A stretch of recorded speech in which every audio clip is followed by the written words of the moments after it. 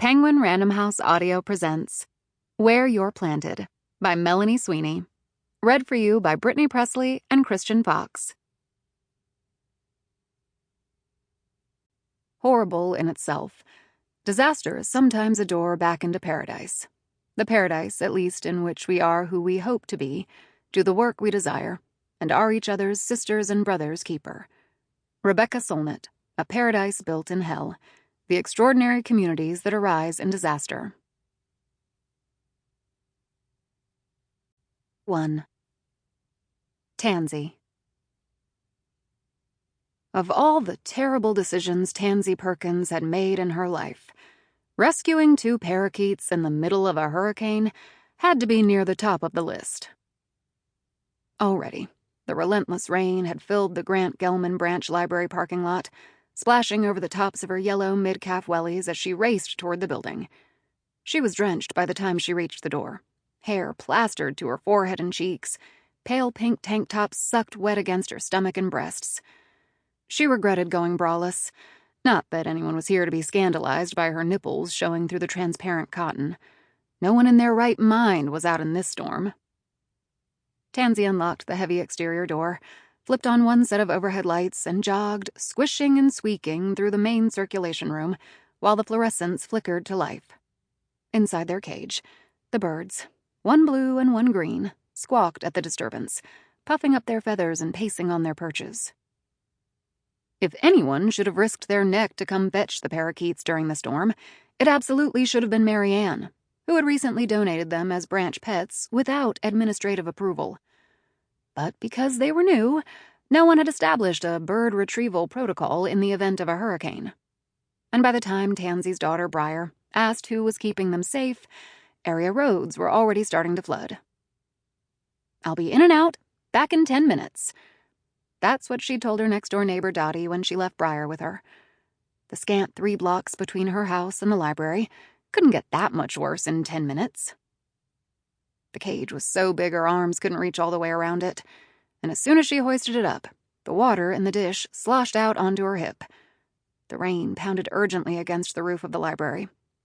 Tansy glanced around for a tarp or newspaper, anything to cover the open slats of the cage to keep the birds dry. Upon racing into Meeting Room A, she immediately spotted the big rainbow-colored parachute that she and the parents puffed up over the babies during story time. It was made of nylon or something. Not totally waterproof, but good enough. She wrapped it around the cage, bear-hugged the load, and shuffled awkwardly back toward the entrance. When she was halfway across the main room, the front door banged open. "Who the hell is in here?" A deep voice boomed. "I swear if you're saving books in the middle of a hurricane!" Tansy was just rounding the circulation desk into the foyer when the man barreled in and nearly slammed into her. She lurched back, bumping against the checkout counter. Underneath the parachute fabric, the birds let loose a volley of alarmed squawks. "What the hell are you doing in here?" The man glanced back out the door at the dense veil of rain, then past Tansy into the dim library, where all the books were neatly slotted and the children's corner toys were stowed away in the chest under the wish tree.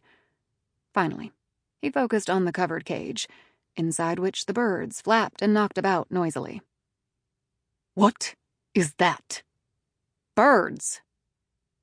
He crossed his arms over his sage green polo, which had the adjacent Botanic Gardens logo and a name, Jack, stitched onto the breast. It clung wetly to his broad shoulders and chest. His drenched khaki cargo pants were similarly plastered to his thick thighs.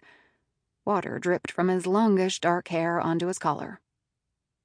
"Birds," he said flatly. "If the roads get worse and we can't get back for a few days, they'll run out of food and water." "If the roads get worse," Jack echoed, hands on hips, chest rising and falling quickly. Rivulets of water sluiced down his face, catching in his short beard.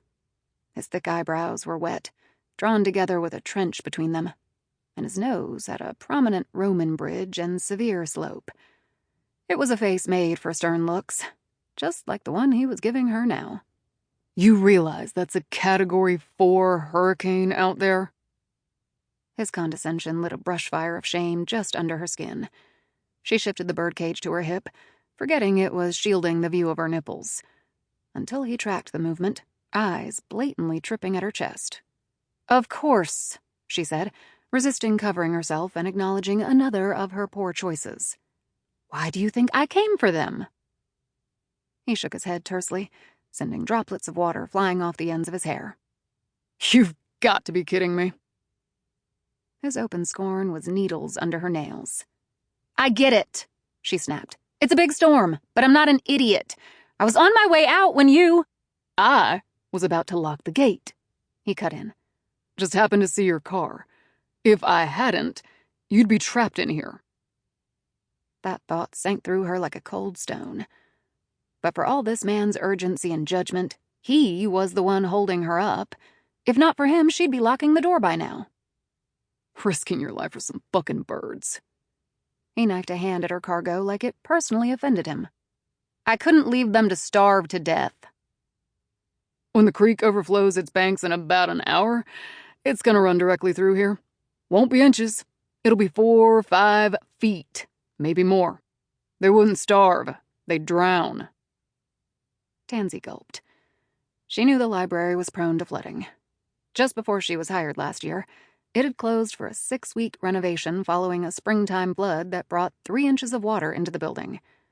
But she hadn't realized the nearby creek could rise so high, or so quickly. Pains in the ass or not, the birds drowning in their cage was an unbearable thought, followed immediately by what that much water would do to all the books. And to her house, half a mile away. Shit. She should have heeded all the early warnings. Should have taken Charlie's offer to evacuate to his place in Dallas. But 3 days ago, that had seemed like an overreaction. By the time the storm had intensified to a greater threat, and admin closed all the branches yesterday, the traffic heading out of town was already congested, even with the southbound lanes reversed for contraflow.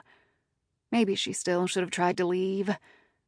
Instead, she'd driven all over her northeast Houston suburb with Briar and managed to snag a couple gallons of water, some bread, and peanut butter. She'd charged backup battery packs and filled the tub with water for flushing toilets, all the while hoping she was over-preparing.